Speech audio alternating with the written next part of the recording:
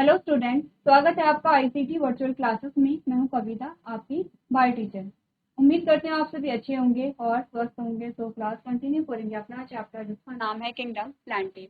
तो किंगडम प्लांटिव में आप पिछला जो आपने पढ़ा है वो आप रिवाइज करते रहेंगे।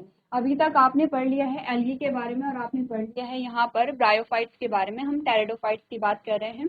तो जो पीछे के टॉपिक्स हैं वो भी आपको साथ साथ में रिवाइज करते रहने हैं, क्योंकि अगर आपने चीज़ों को अच्छे से समझा है तो रिवीजन करने में टाइम कम लगेगा। आपको ये नहीं है कि चीज़ें रटनी नहीं है, पीछे की चीज़ें बस जब भी आप एक नया टॉपिक स्टार्ट करें उससे पहले आप पुराने टॉपिक को एक बार रीड कर लेंगे कि आपने अभी तक क्या क्या चीज़ें जानी हैं, क्या क्या समझी हैं। और जितनी बार आप रीड करते चले जाएंगे आपके जो कॉन्सेप्ट हैं वो और ज़्यादा वहाँ पर क्लियर होते चले जाएंगे। ठीक है, तो देखते रहना है। आपने एल्गी के बारे में आपने क्या क्या चीज़ें समझी हैं, एल्गी की लाइफ साइकिल क्या है, उसके एग्जाम्पल क्या आते हैं, हैबिटाट क्या आता है, कितने प्रकार आपने पढ़े थे एल्गी के और क्या क्या एग्जाम्पल आपके पास यहाँ पर आते हैं। इसके बाद टाइडोफाइट्स, इसके बाद हमारे पास ब्रायोफाइट्स आते हैं और ब्रायोफाइट्स के बारे में सेम आप देखेंगे कि ये क्या क्या हैबिटाट है, क्या क्या फीचर्स इनके होते हैं, लाइफ साइकिल क्या क्या होती है, कितने प्रकार के होते हैं और क्या यहाँ पर आपके पास एग्जाम्पल आते हैं। ठीक है, क्लियर है। ये हमने क्या देखी थी, लाइफ साइकिल देखी थी लिवर वॉक की। अब हम टाइडोफाइट्स के बारे में बात कर रहे थे, जो जनरल चीज़ें हैं, जो नई चीज़ें हमें मिली हैं। तो हमने कहा जैसे जैसे आप आगे बढ़ रहे हैं, जैसे हमने कहा कि एल्गी, एल्गी को आप थैलोफाइटा भी कहते हैं, जिसकी आपने कहा एल्गी, एल्गी से ब्रायोफाइट, ब्रायोफाइट से टेरिडोफाइट्स पे आप आए हैं। तो अगर आप कंपैरिजन करेंगे तो यहाँ पर आप देख रहे हैं कि डेवलपमेंट आपको देखने को मिल रहा है। आपको ज़्यादा यहाँ पर इवोल्यूशनरी प्रोसेस आपको देखने को मिलेगी प्लांट्स में। कि जो प्लांट्स हैं सबसे पहले हमने कहा बहुत छोटे हैं, माइक्रोस्कोपिक हैं, यहाँ पे टिश्यू नहीं पाए जा रहे हैं और ऑर्गन्स भी नहीं पाए जा रहे। और अगर हम टेरिडोफाइट्स की बात करें तो आपने कहा ऑर्गन्स पाए जा रहे हैं, रूट है, स्टेम है, लीफ है। इसके अलावा हमने कहा यहाँ पर क्या आ गए हैं, जाइलम फ्लोएम आ गए हैं। आप देख रहे हैं कि ये टेरेस्ट्रियल प्लांट है। ठीक है, तो ये सारी चेंजेस इनमें आ रहे हैं। इसके अलावा एक और जो मेजर चेंज है वो कैसा है, बॉडी अब कैसे है, स्पोरोफिटिक है। ठीक है, तो इस प्रकार के जो चेंजेस हैं वो आपको ध्यान में रखने हैं। अब हमने क्या क्या चीज़ें यहाँ पर पढ़ी थी, हमने कहा कि जो लीफ होती है वो दो प्रकार की होती है। कौन कौन सी होती है, कौन कौन सी होती है, वेजिटेटिव एंड फर्टाइल होती है। अपनी का fertile leaves are spore bearing leaves called as sporophyll. अब हमने कहा कॉइलिंग ऑफ यंग लीव्स, ये आप ज़्यादा समझेंगे क्योंकि आपने स्पोरोफिल के बारे में पढ़ लिया है, स्पोरेंजिया के बारे में आपने पढ़ लिया है।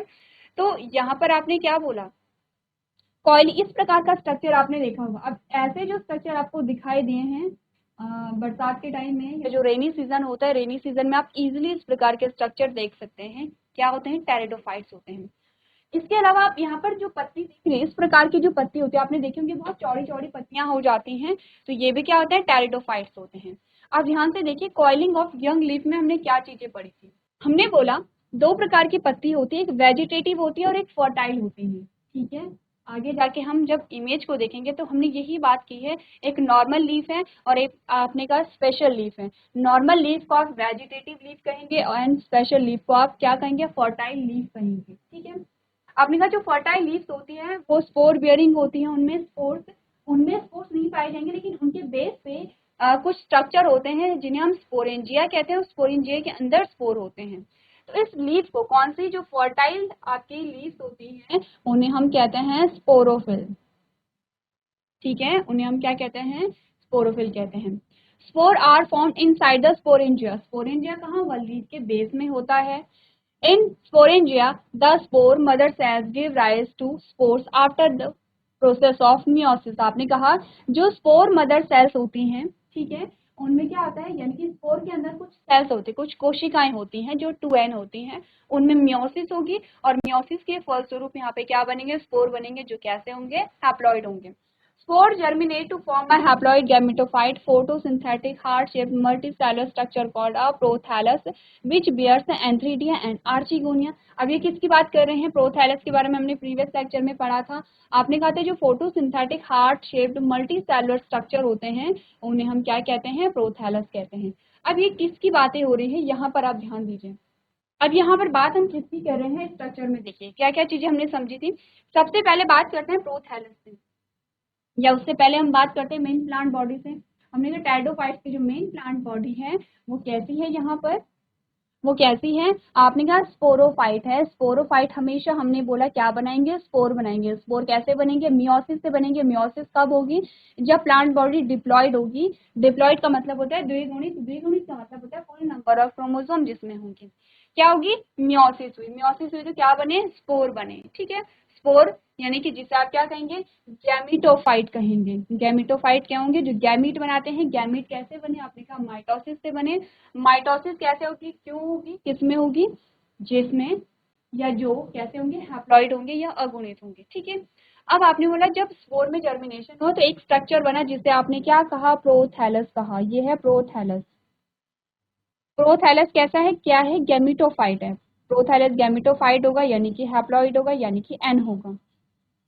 और इसमें आपको दो स्ट्रक्चर मिलते हैं। कौन कौन से स्ट्रक्चर मिलते हैं? आपने बोला यहाँ पर आपको मिलता है एंथ्री, ये है एंथ्रीडियम और ये है आर्चिगोनियम। एंथ्रीडियम क्या है? मेल पार्ट है और आर्चिगोनियम फीमेल पार्ट है। एंथ्रीडियम में आपने कहा मेल गैमीट बनेंगे जिसका नाम है एंथ्रोजॉइड्स।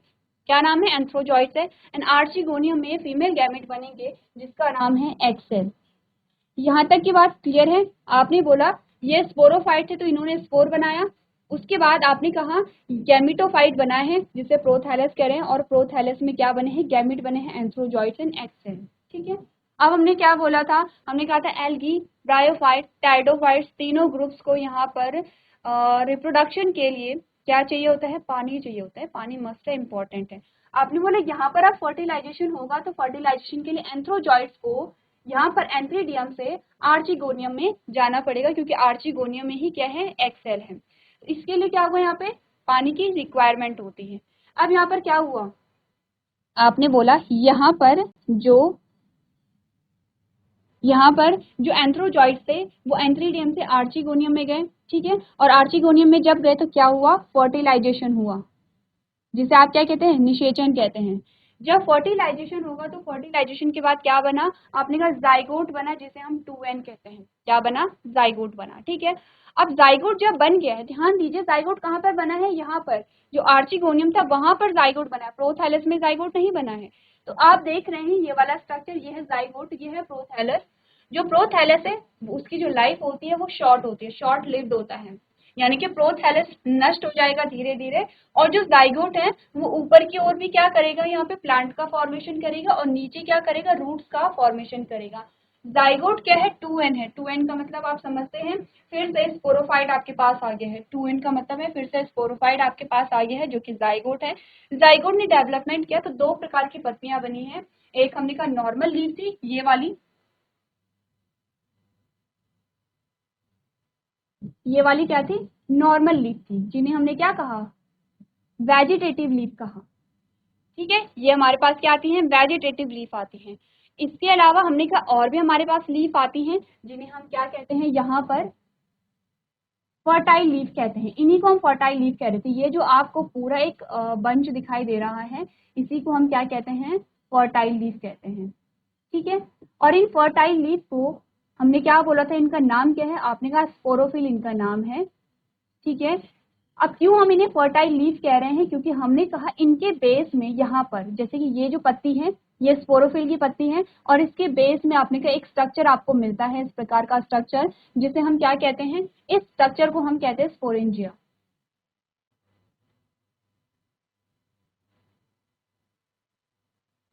इस स्ट्रक्चर को हम क्या कहते हैं? स्पोरेंजियम कहते हैं। ठीक है, यानी कि स्पोरोफिल के बेस में पाया जाएगा स्पोरेंजियम और स्पोरेंजियम के अंदर पाए जाएंगे स्पोर। ठीक है, जो यहाँ पर क्या होंगे?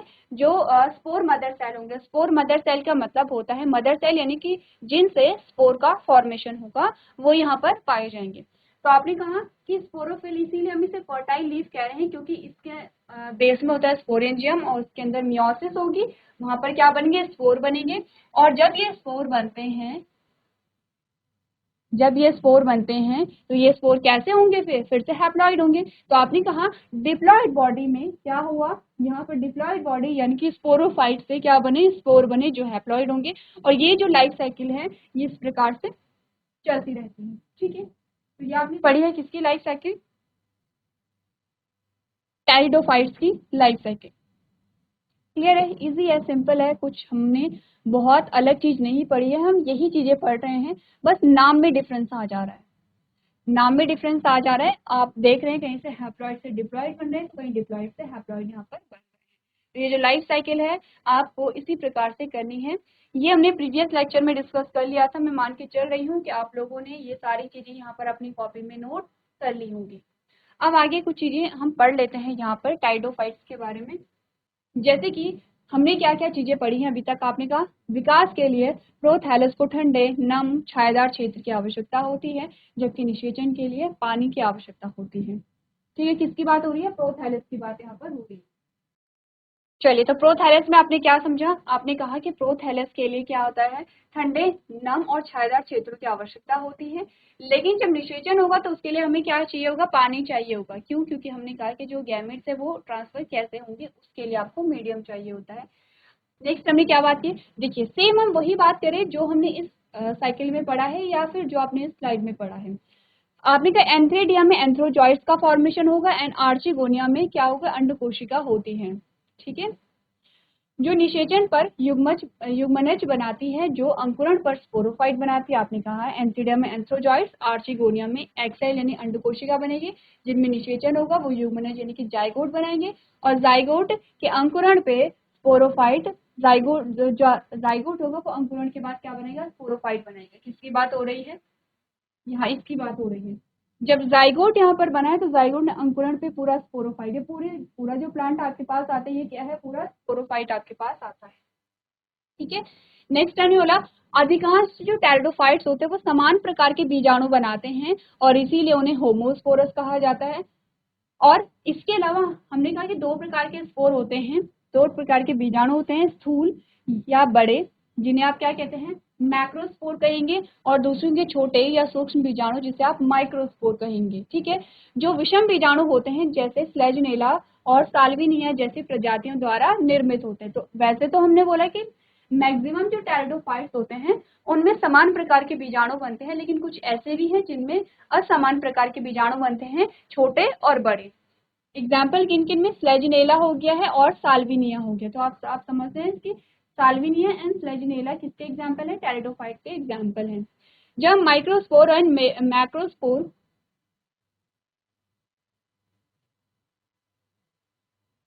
एक होगा मैक्रोस्पोर,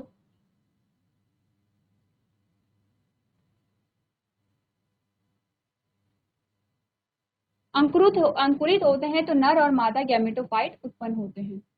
ठीक है, क्लियर है? अब हमने बोला विषम बीजाणु स्थितियों में मादा गैमेटोफाइट स्वतंत्र रूप से जीवित नहीं रहती हैं। ठीक है, आपने बोला अगर हम यहाँ पर हेटेरोस्पोर्स की बात करें, यानी कि हमने बोला कि अगर अलग अलग क्या होंगे यहाँ पे? स्पोर्स होंगे, विषम बीजाणु परिस्थिति होगी जिनमें एक स्पोर तो बड़ा है और एक स्पोर कैसा है? छोटा है। तो इन स्थितियों में हमने बोला जो फीमेल गैमेटोफाइट होती है वो स्वतंत्र रूप से जीवित नहीं रहती है। इसका मतलब क्या होगा? इसका मतलब सिंपल सी बात है कि यह भ्रूण के विकास की शुरुआत तक मूल स्पोरोफाइट में बनी रहती है। तो आपने बोला कि यहाँ पर जो फीमेल गैमेटोफाइट होती है वो यहाँ पर क्या होगा? स्पोरोफाइट पे निर्भर होती है। अगर हम जनरली देखें तो हमने बोला कि यहाँ पे जो गैमेटोफाइट है वो स्वतंत्र रहता है, लेकिन अगर हम विषम बीजाणु परिस्थिति की बात करते हैं तो जो फीमेल गैमेटोफाइट होगी वो यहाँ पर क्या होगी? अपने पोषण के लिए किस पे निर्भर होती है? स्पोरोफाइट पे निर्भर होती है। आपने कहा बीज देने वाले पौधे विषम बीजाणु टाइडोफाइट से विकसित हुए हैं। तो जो यहाँ पर सीड वाले प्लांट होंगे, जो बीज वाले पौधे होते हैं वो विषम बीजाणु टेरिडोफाइट से विकसित हुए हैं। ध्यान दीजिए, आपने दो ग्रुप पढ़े थे प्लांट के, क्रिप्टोगैम एंड फेनेरोगैम। क्रिप्टोगैम में आपने 3 ग्रुप पढ़े थे जिसमें आपने बात की थी यहाँ पे एल्गी, ब्रायोफाइट एंड टेरिडोफाइट्स की, और सेकंड आपके पास स्पेनेरोगैम आते हैं जिसमें आपने बोला था जिम्नोस्पर्म है और एंजियोस्पर्म है। जिम्नोस्पर्म और एंजियोस्पर्म, इन दोनों ग्रुप में क्या डिफरेंस है? आपने कहा ये जो ऊपर वाला ग्रुप है जिसे क्रिप्टोगैम कह रहे हैं, यहाँ पे फूल और बीज आपको नहीं मिल रहे हैं, नीचे वाला जो ग्रुप है उसमें आपको फूल और बीज दोनों मिल रहे हैं। ठीक है, इसीलिए आपको बोला है कि बीज देने वाले पौधों का जो विकास हुआ है वो विषम बीजाणु टेरिडोफाइट से हुआ है। तो आप देख रहे हैं कि किस प्रकार से विकास का क्रम यहाँ पर चल रहा है। ठीक है, अब हमने कहा pteridophytes are further classified into 4 classes. जो टेरिडोफाइट्स हैं उन्हें 4 क्लासेस में यहाँ पर क्या किया गया है? डिवाइड किया गया है। ठीक है, चारों क्लासेस को आप लोगों को क्या करना है, अपनी कॉपी में नोट करना है। एक बार आप लोग क्या करेंगे, इसे नोट करेंगे। चलिए, तो चारों ग्रुप्स के नाम आपने यहाँ पे क्या कर लिए होंगे, नोट कर लिए होंगे, और आपने एग्जाम्पल भी उसके नोट किए होंगे। जैसे कि सिलोप्सिडा है, सिलोटम आपने एग्जाम्पल लिखा है, लाइकोप्सिडा है, स्लेजिनेला आपके पास है, ठीक है। स्फिनोप्सिडा है जिसमें इक्विसिटम आपके पास एग्जाम्पल आते हैं, एंड टेरोप्सिडा है जिसमें आपके पास टेरिस यहाँ पे क्या आता है, एग्जाम्पल आता है, ठीक है। अब आपके पास एक पूरा चार्ट आया है जिसमें क्लासिफिकेशन दिया गया है, किसके द्वारा, यहाँ पे स्मिथ एंड बोल्ट के द्वारा एंड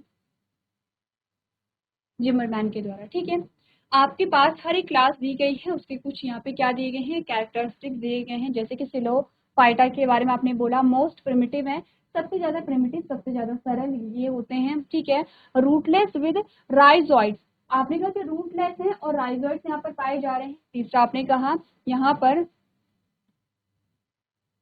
फोटोसिंथेटिक स्टेम होता है, ठीक है। लीव्स ऑफ्टन एब्सेंट होते हैं, प्रोस्टील होते हैं, होमोस्पोरस होते हैं, ठीक है। एग्जाम्पल आपके पास क्या गए हैं यहाँ पर, पॉजिस जेनेरा जैसे कि राइनिया है, living genera Psilotum and time Patrice, ठीक है। नेक्स्ट हमने बोला यहाँ पे लाइकोप्सिडा है जिसे क्लब मॉस और स्पाइक मॉस भी हम कहते हैं। डिफ्रेंशिएटेड प्लांट्स बॉडी, इनमें क्या है, प्लांट बॉडी डिफ्रेंशिएटेड हो गई है, सबसे प्रिमिटिव ही होंगे। उसके बाद ये आते हैं माइक्रोफिलस लीफ होती हैं, ठीक है। यहाँ पे क्या है, यहाँ पे माइक्रोफिलस लीफ होती है, छोटी लीफ होती है। प्रोटोस्टील समटाइम्स सिफोनोस्टील, ठीक है। Sporophylls aggregate to form a strobili और अ कोन, ठीक है। आपने बोला कि यहाँ पे क्या होंगे, स्पोरोफिस पाए जाएंगे जो कि क्या किसका फॉर्मेशन करेंगे, यहाँ पर स्ट्रोबिलस का फॉर्मेशन या कोन का फॉर्मेशन करते हैं। कोन आपने देखी थी, जैसे हमने डायग्राम बनाया था, सबसे ऊपर हमने कहा था कि बहुत सारे जो स्पोरोफिल हैं वो कॉम्पैक्ट हो जाते हैं और कोन का फॉर्मेशन करते हैं, वो आपको यहाँ पर देखने को मिल रहा है। होमोस्पोरस होते हैं और हेटेरोस्पोरस होते हैं।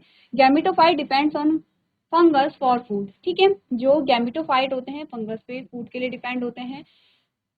नेक्स्ट हमारे पास आता है स्पिनोफाइटा, आपने बोला all are fossils except equisetum, differentiated plant body, stem joint with nodes and internodes, scaly leaf seen as a whorl around the node, sporangia form a strobili और कोन्स, होमोस्पोरल। ये सारे character आप जब पढ़ेंगे आपको समझ आ जाएंगे, क्योंकि आपने जो चीजें हैं वो समझी हैं पहले से, ठीक है। तो आपने कैरेक्टर पढ़ने हैं। जैसे कि अगर मैं आपसे कहूँ, जैसे कि यहाँ पर होमोस्पोरस एंड हेटेरोस्पोरस की बात की गई है, तो होमोस्पोरस और हेटेरोस्पोरस को आप समझते हैं कि किसके बारे में बात की जा रही है, सम बीजाणु और विषम बीजाणु के बारे में बात की जा रही है। बीजाणु दो प्रकार के होंगे, एक क्या होगा, मैक्रोस्पोर होगा, एक माइक्रोस्पोर होगा, क्लियर है। नेक्स्ट हमारे पास कैरोफाइट आता है जिसमें फॉन्स एंड फिलिकोफाइटा आते हैं। Most widely distributed vascular cryptogam है, मोस्टली सबसे ज्यादा यहाँ पर पाए जाते हैं। डिफरेंशिएटेड प्लांट बॉडी है, स्टेम मोस्टली राइजोमेटस है, leaves macrophyllous called as a frond, आपने बोला यहाँ पर जो पत्ती है वो कैसी होगी, लार्ज होगी, बड़ी होगी। यंग लीव शो अ सर्सिनेट वर्नेशन, स्पाइरली कॉइल्ड होते हैं, ठीक है। स्टील जो होता है वो प्रोस्टील होता है यहाँ पर। Sporangia form a sorry abaxial side of the leaf and porocarp in a marshalium. True Indusium may be true or false and homosporous होते हैं, heterosporous होते हैं, एंथ्रोजॉइड्स जो होते हैं वो क्या होते हैं, म्यूटिफ्लैजिलेटेड होते हैं। तो यहाँ पर आपने देखिए, आपको इतना सब कुछ याद करने की जरूरत नहीं है, बस आप रिवाइज करते रहेंगे कि कौन कौन सी चीजें आपने यहाँ पर समझी हैं अभी तक। अब आते हैं इकोनॉमिक इंपॉर्टेंस पे, आ जाते हैं कि इकोनॉमिक इंपॉर्टेंस क्या क्या है किसकी, यहाँ पर टाइडोफाइट्स के तो देख लेते हैं। आपने कहा सम मेंबर्स आर मेडिसिनल, कुछ ऐसे पौधे हैं कि जिनका क्या है यहाँ पर मेडिकल फील्ड में क्या है यूज है, औषधि बनाने के लिए इनका यूज किया जाता है, जैसे कि ड्राइवट्राइरिस, ठीक है। Helps in soil binding, important है ये वाला कैरेक्टर कि सॉइल बाइंडिंग में इंपॉर्टेंट होते हैं, यानी कि मिट्टी को क्या करते हैं, ये क्या बाइंड करके रखते हैं। यूज एज ऑर्नामेंटल प्लांट, ये तो क्या है, कॉमन है। एज अ ऑर्नामेंटल प्लांट आपने देखे होंगे, किसी ऑफिस में आपने देखे होंगे, अपने स्कूल में देखे होंगे, या अपने घरों में किसी के देखे होंगे कि सजावट की तौर पर इन्हें क्या किया जाता है, यूज किया जाता है। और सॉइल बाइंडिंग क्या है, ये दोनों क्या है इनके कॉमन जो इकोनॉमिक इंपॉर्टेंस होती है। एडिबल प्लांट्स है जैसे कि मार्सिलिया, खाने योग्य पौधे भी होते हैं, ठीक है।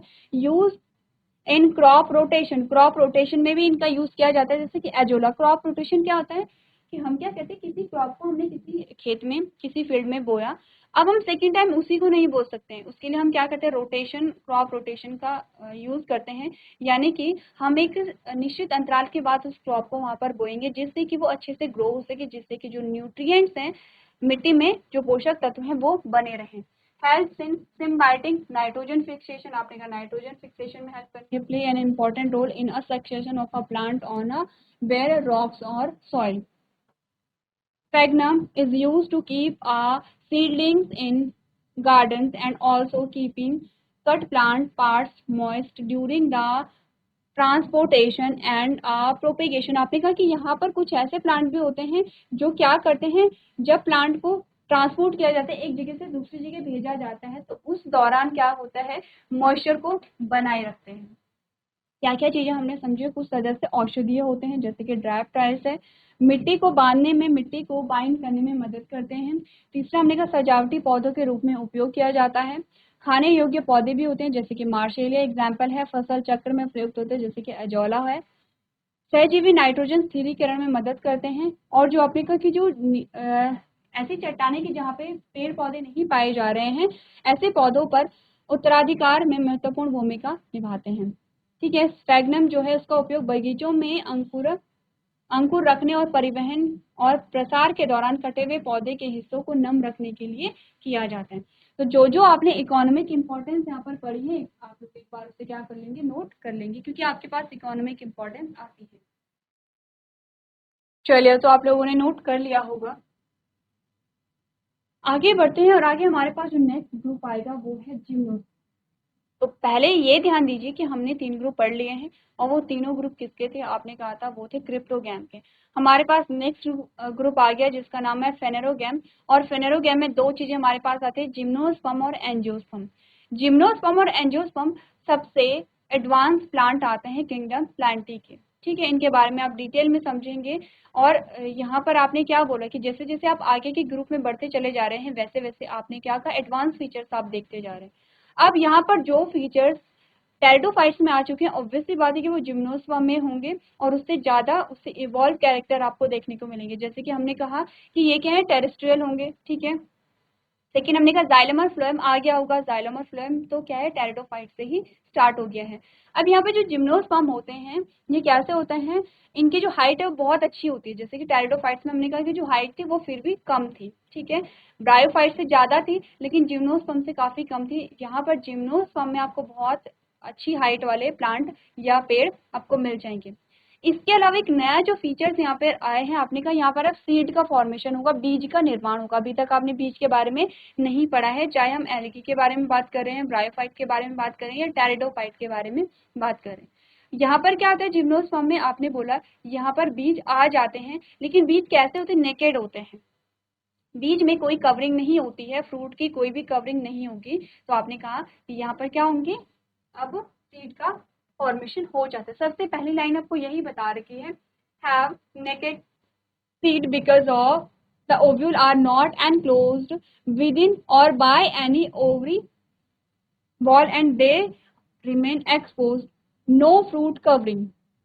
आपने कहा कि जो बीज हैं वो कैसे होंगे, यहाँ पर इनमें कवरिंग नहीं पाई जाती, कोई आवरण नहीं पाया जाएगा, किसी भी प्रकार के फ्रूट कवरिंग नहीं पाई जाती है। और इसीलिए आप इसे एक लाइन में अगर समझाएं इस पूरे सेंटेंस को, आपने कहा flower less seed bearing plants होते हैं, इनमें फूल नहीं पाए जाते हैं, लेकिन इनमें बीज पाए जाते हैं, ठीक है। तो अगर इस पूरी लाइन को आप यहाँ पर इन शब्दों में समझाएं, 2 शब्दों में, तो आपने कहा फ्लावर लेस हैं और सीड बियरिंग प्लांट्स होते हैं, ठीक है। Ovules are also not enclose by the wall of ovary. जो ओव्यूल होता है वहां पर ओवरी की वॉल नहीं पाई जाती है, इसीलिए आपको यहाँ पर क्या नहीं मिला, आपको यहाँ पर फ्रूट नहीं मिला है। इसी प्रकार के आपको यहाँ पर और सारे कैरेक्टर देखने को मिलेंगे जिम्नोस्पर्म में, जो एडवांस कैरेक्टर होंगे। तो अभी हमने क्या किया है, जिम्नोस्पर्म को हम नेक्स्ट लेक्चर में कंटिन्यू करेंगे।